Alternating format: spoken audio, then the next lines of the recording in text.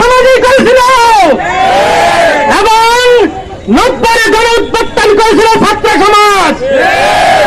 2024 সালের এই বিপ্লবের সকল অধিনায়ক হচ্ছে এই দেশের ছাত্র সমাজ। আমি ছাত্র সমাজকে অভিনন্দন জানাচ্ছি। এরপরে কথা হচ্ছে রাষ্ট্র আমাদের, আমরাই করব, ঠিক কিনা? এখন যদি কোন সম্পদের ক্ষতি হয় আমাদের ক্ষতি হবে, এই ক্ষতি আমরা করব না।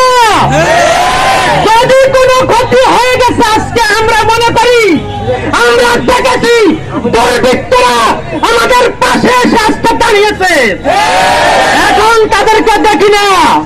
4 কিলো মারাত্মক একটা ক্ষতি হয়ে গেল, আজকে তারা কোথায়? সকলকে ধন্যবাদ জানিয়ে আমি আমার বক্তব্য শেষ করছি। এই পর্যায়ে বক্তব্য রাখার জন্য অনুরোধ করতেছি জাতীয়বাদী বাংলার জাতীয়বাদী